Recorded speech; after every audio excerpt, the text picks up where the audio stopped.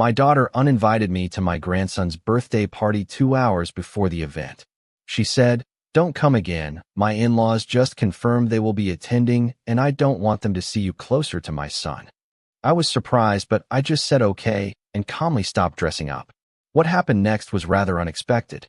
I will tell you everything. First, let me quickly thank you for your continuous support. This means a lot to us. If you enjoy the stories we share, kindly subscribe to this channel. It will be great if you can leave a comment on which city you are watching from. We might just give you a shout out in our next story. Today's special shout out goes to John Veltman from New York. We are glad you enjoy our stories. Now let's go deeper into the story. I always like keeping my life simple, quiet, predictable. That's how it had to be when you're a single father raising a little girl who needed more than what you knew how to give. My name is Raymond, but no one really calls me that anymore.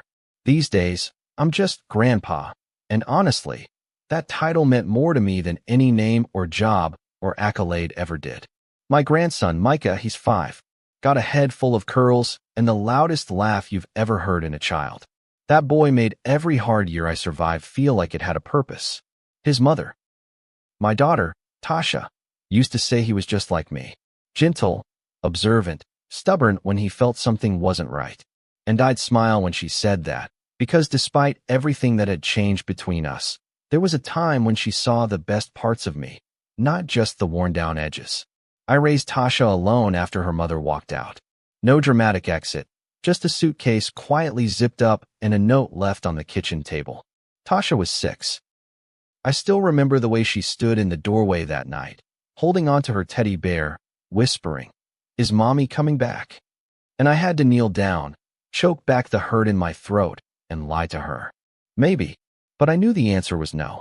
After that, I learned quickly how to braid hair with shaky fingers, how to sew up a torn princess dress at midnight, how to listen without fixing, to hold her without needing words. I worked at the post office for 23 years. Steady paycheck, long hours, no glory. But it was enough. Enough to keep her safe, fed, and dreaming. Things started changing when she met Brandon.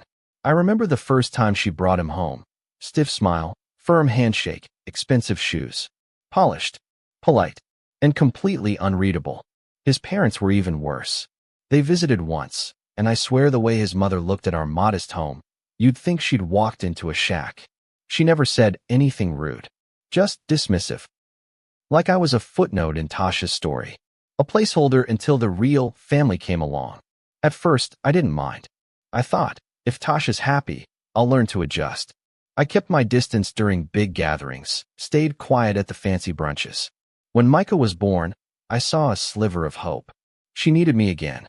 I was the one who rocked him to sleep when she was recovering. I took night shifts to give her rest. I bought diapers, formula, all without her asking. And when he said Grandpa for the first time, it broke something open in me I didn't know was still locked. I thought maybe, just maybe, I had a second chance. If not with Tasha, then with the family we could rebuild through Micah. But that hope didn't last. The older Micah got, the more visible the cracks became. Tasha stopped asking me to babysit as often. She started filtering what I could and couldn't say around her in-laws. One time at a barbecue, I mentioned how Tasha used to love playing in the mud as a kid, and Brandon's mother gave me that look. The one that said, "Don't remind us where she came from."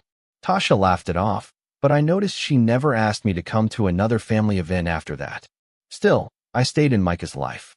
Saturday mornings at the park. Story time over FaceTime when they couldn't visit. And birthdays. I always had birthdays. That was my thing. I'd bake the cake myself, organize the games, even dress up as some ridiculous character if it made Micah laugh. Every year, no matter how distant Tasha became, she'd call and say, "Dad, can you help with the party?" And every year, I said yes. Because that was our last thread. The one space where I was allowed to show up. So when she called this year, 2 weeks before his 5th birthday, and said, "Can you handle the vendors again?" I'm swamped. I didn't hesitate. I told her, "You got it." I booked the magician Micah loved last year, the same balloon artist who could twist a giraffe in 30 seconds flat. I ordered a cake from the bakery that made his first smash cake, the one with the lemon blueberry filling he devoured with both hands. I even found a local puppeteer who did silly voices just to add something new. It felt good, being useful again, being needed. And for a while, I let myself believe this year would be different. But belief is a dangerous thing when you're clinging to people who've already let you go. That Friday morning, I ironed my best shirt. I polished my shoes, packed the receipts, vendor schedules, and 2 wrapped gifts in the trunk. I was almost ready to leave when my phone rang. Tasha, I smiled, expecting her to say, "We're running a bit late. Can you come early?" Instead, her voice was strained, almost clinical. "Dad, don't come again." I blinked. "What? Don't come to the party." "Brandon's parents just confirmed they'll be attending, and I just think it's best if things are smooth." "Smooth?" I echoed, my chest tightening. She hesitated. "I don't want them seeing you too close to Micah. It'll just raise questions. You know how they are." I stood there in silence, staring at the blue tie I was planning to wear. "You understand, right?" she asked, like she was doing me a favor. And all I said was, "Okay," because what else could I say? It's strange how silence can make a room feel smaller. After Tasha hung up, I didn't move right away. My phone screen went dark, but her words echoed longer than the call had lasted. "Don't come again." Like I was some forgotten guest who'd accidentally been sent an invitation. I looked at the carefully folded pants on the edge of my bed, the black dress shoes I only wore to church or birthday parties. And suddenly, they felt ridiculous, out of place, like I'd overdressed for rejection. I sat down slowly on the edge of the bed, hands resting on my knees. I could still hear the bounce house inflating in my head, the magician warming up his rabbit trick, Micah's laughter ringing out. It all felt so vivid because it was mine. I'd built that party from scratch, again. She didn't even ask how much it cost. Didn't offer to split it. Just assumed I would take care of it because I always did. Because I always showed up, even when she didn't want me seen. But there was a line somewhere. And maybe this was it. I reached for the folder on the dresser, one I'd labeled Micah's Party with a Sharpie. Inside were the receipts, confirmations, time slots, addresses. I opened the first one, the bakery. I'd paid half up front. I called, and they were kind, understanding. Refunded the deposit without hesitation. The caterer was next, then the magician, then the balloon artist. With each cancellation, I felt lighter, but not in a good way. More like a slow deflation. Like a tire going flat on the side of a road, long after the journey's been abandoned. It wasn't about money. I've spent thousands over the years on Micah's birthdays, on Tasha's emergencies, on rent she couldn't make when Brandon was between jobs. I never kept score, never asked to be thanked. But this wasn't a missed payment. This was erasure. This was being told, outright, that my presence was a liability. That my face, my love, my entire existence didn't fit the image she needed to uphold in front of her in-laws. I thought about Micah, about what she'd tell him when he asked where Grandpa was. Would she say I got sick? That I forgot? Or would she just shrug and hope he didn't ask twice? There was a knock at the door mid-afternoon. I didn't answer. I wasn't in the mood to be seen. But through the blinds, I spotted my neighbor, Alonzo, an old friend who'd known Tasha since she was small. I eventually opened the door, not saying much. "You okay?" he asked, stepping in without waiting for a full invitation. I gave him a short nod and sat back down. "Wasn't the party today?" he asked, glancing at the untouched gift bags on the hallway bench. "Not anymore," I said. He sat across from me, studying my face. "What happened?" I told him. Not the long version, just the bones of it. His lips pressed together. He didn't say much at first, just leaned back and shook his head. "You know, man, sometimes the people we love the most are the ones who cut us the deepest, because they know exactly where it hurts." I nodded slowly, his words landing heavy. "She's wrong for this," he added. "And deep down, she knows it." But that didn't change what happened. That didn't unring the phone call or erase the cold way she'd said again, like my presence was some kind of recurring error. It didn't uninvite me from my own grandson's childhood. Later that evening, I found myself wandering into the garage. That's where I kept a few old boxes, photo albums, drawings Tasha had made as a kid, even the ones where she'd scribbled "Daddy" in wobbly crayon. I sat on the floor, flipping through one of the albums. There was a picture of her 5th birthday, me holding her in my lap, frosting on her nose, the handmade cake lopsided but proudly displayed. I had barely enough back then to afford decorations, so I cut paper streamers from grocery bags. But she'd said it was the best party she ever had. How do we get from that to this? How does a daughter who once clung to your neck with love grow into a woman who's embarrassed to let you hold her child in public? I thought I'd find anger in those memories, bitterness, but all I felt was grief. Pure, silent grief. For the man I'd been back then. For the daughter who used to need me. For the boy who would grow up not knowing the full truth of why his grandfather stopped coming around. That night, I didn't eat dinner. Just drank a glass of water and sat outside on the porch as the sun dipped behind the rooftops. I imagined the party starting without me. I imagined the awkward tension when the vendors didn't arrive. The in-laws whispering behind designer sunglasses. Brandon making excuses. Tasha pacing, checking her phone, maybe even calling me, though I doubted it. Not yet. There's a strange power in disappointment. Once you stop resisting it, it wraps around you like a second skin. Familiar, comfortable even. I'd lived under its shadow for years with Tasha, hoping each new birthday or favor or helping hand would be the one that broke through. But this was different. This was final. I stood up, walked back inside, and turned off the porch light. And just like that, I took my name off the guest list of a life that no longer had a seat for me. The next morning, the house was too quiet. I woke before the sun rose, not out of habit, but because my body simply refused to rest. I sat on the edge of my bed, elbows on my knees, staring down at my hands. Old, calloused, lined with years of work that never seemed to be enough. There was a time when these hands built swing sets, fixed leaky sinks, assembled last-minute dollhouses on Christmas Eve. Now they just shook a little when I tried to make coffee. I poured the water too fast and spilled some on the counter, and for some reason, that tiny mess broke something in me. I had to pause and press my palms against the edge of the counter just to steady myself. I hadn't heard from Tasha. Not a thank you. Not an explanation. Nothing. Part of me kept checking my phone out of reflex. Old muscle memory. But every time I saw that empty screen, it reminded me that my usefulness had expired. And that realization didn't come with fireworks or yelling. It came with silence. Sharp and clean. By midday, I decided to finish what she started. I made a full list of everything I'd already canceled. Then I checked my email for vendor replies. Most had confirmed the refunds were processed. The cake bakery had even included a small note.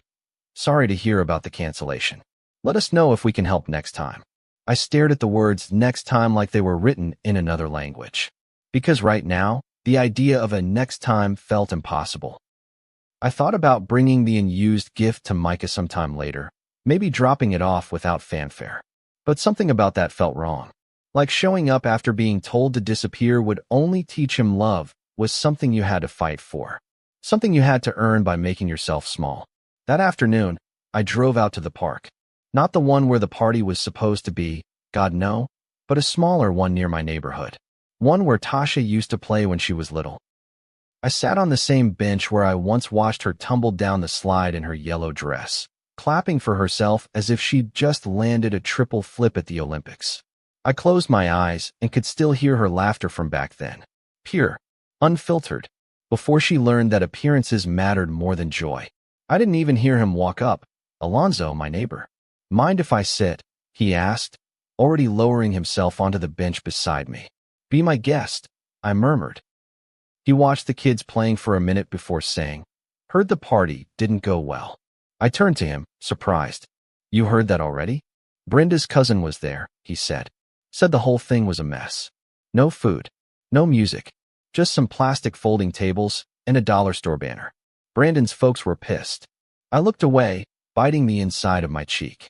You really canceled everything? He asked. I nodded slowly. Every last one. There was a long pause. You know? People are going to say you were petty. I didn't respond. But that's not what I see, he continued. What I see is a man who got disrespected and finally said no more. What I see is someone who's been showing up for years, doing the emotional and financial labor of 3 people, and finally realized he didn't owe anyone his silence. His words sat heavy between us, not because they were harsh, but because they were true. I didn't want it to go like this, I admitted. I just wanted to feel like I mattered. He nodded. Of course you did. You're her father. You raised her. That should count for something. But it didn't. Not to her. Not enough, anyway. When I got back home, I noticed the envelope on my porch. No return address, but I knew the handwriting. Tasha's. Inside was a birthday photo, Micah smiling in front of a sad little cake, balloons half deflated in the background. No note. Just the image. Like that was supposed to be enough. I stared at it for a long time. At his little face. His joy, so innocent, so unaware of the adults failing around him. And I felt a deep ache, the kind that reaches behind your ribs and sets up camp in your lungs. Because I love that boy, more than I knew how to say. But love without respect is a leash. And I'd worn that leash long enough. That night, I called my sister. Hey, she said cautiously. I heard some things. You okay? Define okay. I replied with a half-hearted laugh. She sighed. Tasha's upset. Says you sabotaged the party. She uninvited me. I said flatly. I know. I told her she was wrong for that. Did she listen? She cried. Blamed you. Then cried some more. You know how she is. Always trying to keep up appearances. Always worried about what Brandon's parents think. I rubbed my temples. I'm done bending so she can look good in their eyes. Then you did the right thing, my sister said. And I'm proud of you. And there it was. The first time someone had said those words to me in a very long time. I felt them settle in my chest like warmth. Like light. Like something I hadn't even realized I needed. I didn't sleep much that night. But it wasn't because of regret. It was because, for the first time in years, I felt the stirrings of peace. I was halfway through sweeping the porch the next morning when the call came through. My phone buzzed in my pocket, and I pulled it out without checking the screen. For a split second, I didn't recognize the number. Then I realized it was Tasha's. She must have been calling from Brandon's phone. My fingers hovered over the screen. I didn't want to answer it. Not really. I already knew the tone I'd hear on the other end. That shaky, guilt-laced panic she only pulled out when things spun out of her control. I considered letting it go to voicemail, but old habits die hard. So I pressed accept and raised the phone to my ear. Dad. Her voice was breathless, panicked. Why didn't the vendors show up? I didn't say anything right away. Dad, I'm serious, she said louder now. The party is a mess. There's no food. No cake. Nothing. Brandon's parents are here, and they're asking questions. Everyone's asking questions. Mike is upset. He keeps asking when the magician's coming. Why would you do this? There it was. Not a question. An accusation dressed as confusion. Because, I said, my voice even, you told me not to come. So I didn't. But that doesn't mean, she started, then cut herself off with a frustrated sigh. I didn't mean cancel everything. You didn't mean for your words to have consequences? I asked calmly. You didn't mean for me to take you seriously when you said, don't come again. She was crying now. I could hear it. Heavy breathing, sniffling, the sharp edge of her voice cracking. I was just trying to keep things peaceful, Dad. You know how they are. I didn't want a scene. You mean you didn't want me to be seen? That's not fair. It's exactly fair. I snapped, the first real heat in my voice. You told me my presence was a problem. So I removed myself.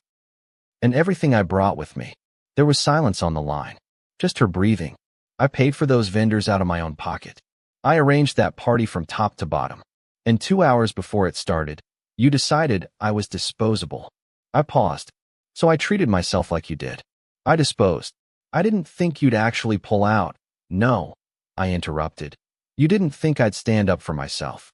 You've gotten used to me swallowing things. Biting my tongue. Showing up no matter how far you pushed me away. She started to say something, but I cut her off again. Your golden in-laws should have paid the vendors. Since you needed them more than you needed me. That sentence landed hard. I could feel it, even over the phone. Her crying shifted. Softer now. Not the loud, performative sobs I'd heard when she wanted something. This was different. This was grief. Shame. Maybe realization. I didn't say anything else. I just let it hang. Micah was looking forward to it, she said, barely above a whisper. I know, I replied. So was I. Another long pause. The kind where all the things left unsaid collect in your throat like stones. You didn't have to punish me like that, she added, voice trembling. This wasn't a punishment, I said. It was a boundary. She fell silent again. And this time, it stayed that way. She didn't say goodbye. I didn't either. We just let the silence end the call for us. I stood there for a few minutes, phone still in my hand, heart pounding in a slow, steady rhythm. Not from anger, not from satisfaction, just the aftershock of finally saying what I needed to say. My legs felt heavy as I walked back inside. I sat down at the kitchen table, folded my hands together, and stared out the window. The street outside was quiet. A bird flitted across the power line. Somewhere in the distance, a child laughed. It hit me then, what I had done. Not with malice. Not with revenge. But with clarity. For the first time in years, I didn't rush to smooth things over. I didn't offer to fix something I hadn't broken. I simply let her feel the absence she created. Let her realize that my love wasn't unconditional if it came at the cost of my dignity. Around noon, my sister stopped by. She had that cautious look again, the one she wore when she wasn't sure what version of me she'd find. She called me, she said, sitting across from me without waiting to be invited. I figured. She's upset. Really upset. Yeah, I said, pouring myself a glass of water. So am I. She said you humiliated her in front of Brandon's parents. I looked at her. She humiliated me first.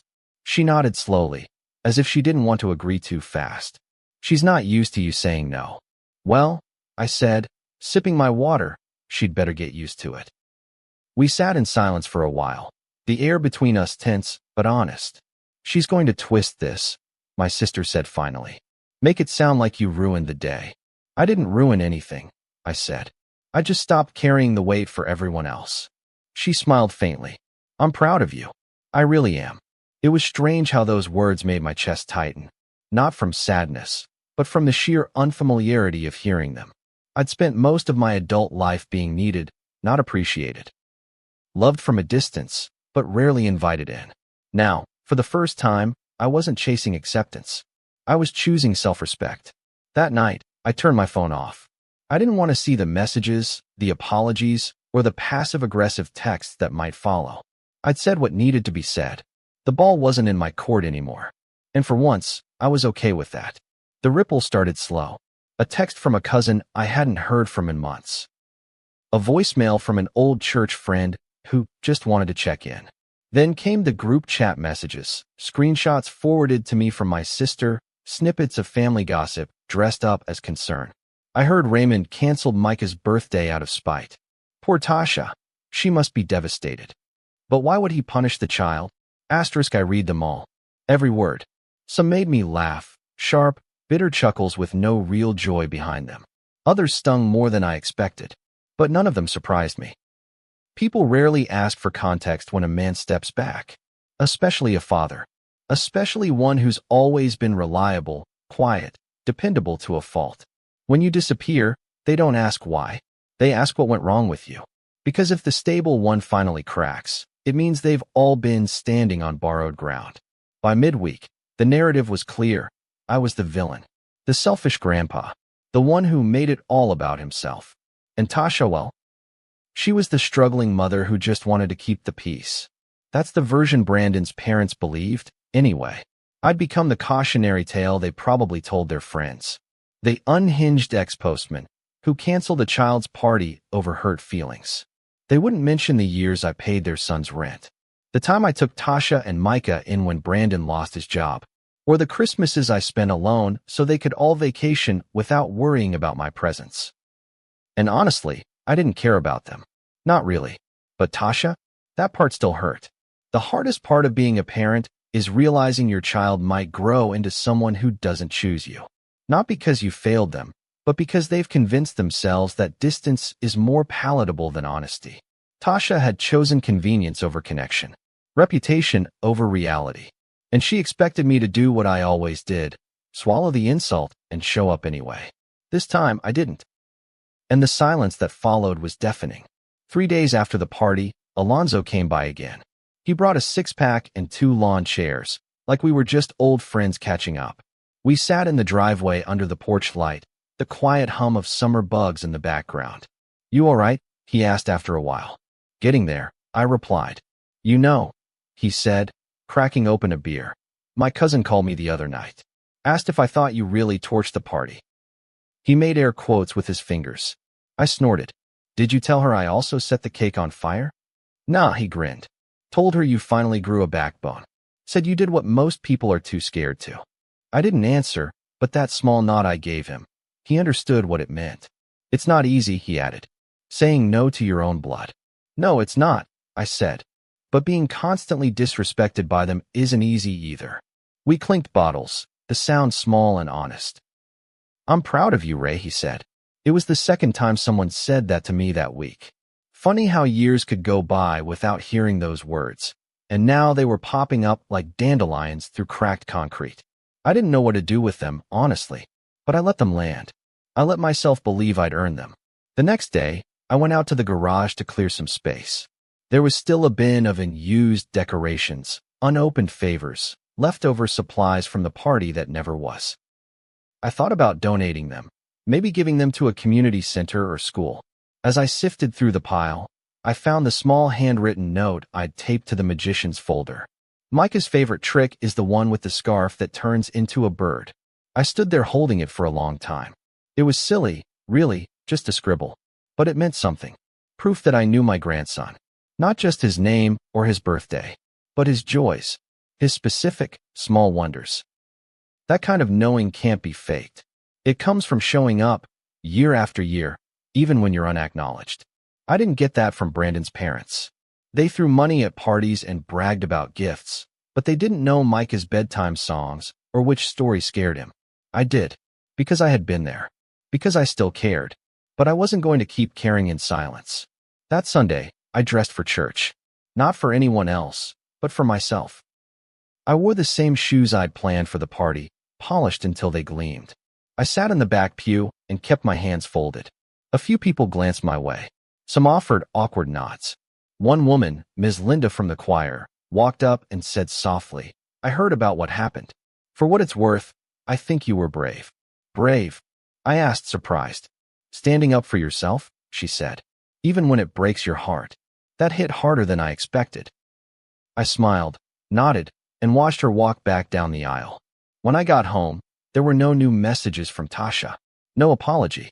No attempt at clarity.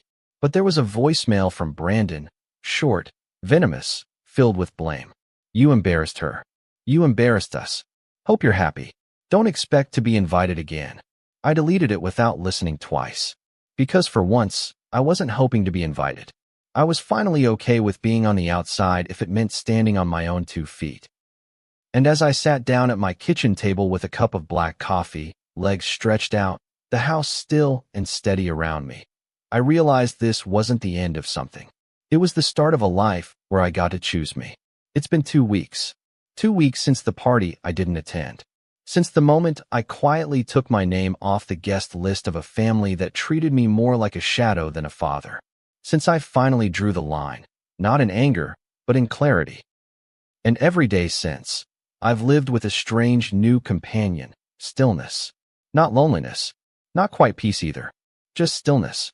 Like the noise finally stopped, and now I can hear my own thoughts again. At first, it felt unnatural, foreign, but slowly, it started to feel like mine. In the beginning, I kept expecting a knock at the door. Some grand gesture. A sign that Tasha had realized what she'd done. But none came. There were no flowers. No cards. Just silence. I'd see pictures of Micah on social media. Tasha's posts filled with hashtags and filters. Curated snapshots of a picture-perfect life. She looked happy. Or maybe she looked practiced. Sometimes I couldn't tell the difference. And it wasn't bitterness that crept up as I scrolled. It was grief. Quiet, heavy grief for what could have been. For what used to be. I wrote a letter I didn't send. I do that sometimes when my chest feels too full and there's no one safe enough to hold the overflow. It started simply. Tasha, I love you. That's the truth, no matter what's happened. I told her about the moment I canceled the vendors. About the pain of taking off my shoes and sitting back down. About the silence in the kitchen afterward, where I realized I'd been loving her from a place of desperation for years. I told her that wasn't love anymore. That was survival. And I'm done surviving. In the letter, I wrote, I didn't walk away to hurt you. I walked away to finally protect myself. Then I folded the paper, slid it into an envelope, and tucked it into the back of a drawer. Some words are for closure, not delivery. Last Thursday, I ran into Micah at the grocery store. It wasn't planned. Tasha was at the other end of the aisle, distracted by her phone while he trailed behind with a small cart. He spotted me before she did. His face lit up like Christmas morning. "Grandpa," the sound of his voice sliced through me, sweet and sharp, all at once. I crouched down as he ran into my arms, holding on to me like nothing had changed, like the world hadn't tried to rearrange the way we belonged to each other. "Hey, buddy," I whispered, fighting the sting in my eyes. "Missed you." He pulled back and pointed at his little cart. "Mom let me get apples. I picked the green ones. They're the best." "You always did like the tart ones," I said, smiling. Before I could say more, I heard her voice, tight, alarmed. "Micah, come here." He didn't move right away. He looked between us, confused. I gently let go, stood up slow, and nodded toward her. "Go on. Listen to your mama." She approached, stiff posture, lips pressed tight. "Dad," she said flatly. "Tasha," I replied, just as plain. We stood there in that aisle, a whole history hanging between us. She looked tired. Not makeup tired. Soul tired. Like she hadn't stopped spinning plates long enough to realize half of them had already shattered. "I didn't expect to see you here," she said. "Didn't expect to be seen," I replied. Micah was watching us both, wide-eyed, like he was trying to read a conversation that didn't fully include him. "Can we not do this here?" she asked, her voice lowering. I shrugged. "I'm not doing anything. Just shopping." She paused, and for a second, I saw it. The flicker of regret behind her eyes. But she didn't say it. Couldn't. Maybe wouldn't. "I'm sorry," she said finally, "but it was the kind of sorry you throw at a fire hoping it's enough to put out the flames without getting burned." "I hope you are," I said gently, "because that boy deserves better than all this." She nodded, just once, then turned and walked away with Micah trailing beside her, looking back over his shoulder the whole time.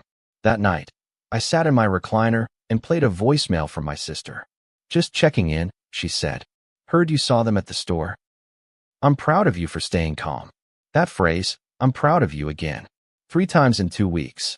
It shouldn't have felt foreign, but it still did. I keep the unopened gift for Micah on a shelf in the hall closet. Not out of bitterness. Just as a reminder that love doesn't disappear when you draw a boundary. It just becomes something quieter. Something you carry without expectation. I'll give it to him when the time is right. If that time ever comes. And maybe it won't. That's the part no one tells you about healing. It's not always about reconciliation. Sometimes it's about standing so firm in your worth that you stop bleeding for people who only notice you when you're gone. I still love my daughter. That's never changed. But I've learned that love can't be a leash. Not even when it's braided with memories and blood. Especially not then. This chapter of my life doesn't end with a reunion. It ends with me choosing to stay seated. To stop chasing rooms I was never welcome in. To stop fixing things I didn't break. I didn't ruin the party. I just finally stopped building it alone. If this story hit close to home, if you've ever been pushed aside by the very people you once carried, share your story in the comments. Let's talk about boundaries, healing, and choosing peace over performative family loyalty. And if you've ever had to walk away from someone you loved, not out of hate, but out of self-respect, this space is for you. Subscribe for more real stories that aren't afraid to sit in the hard truths. See you soon in the next one.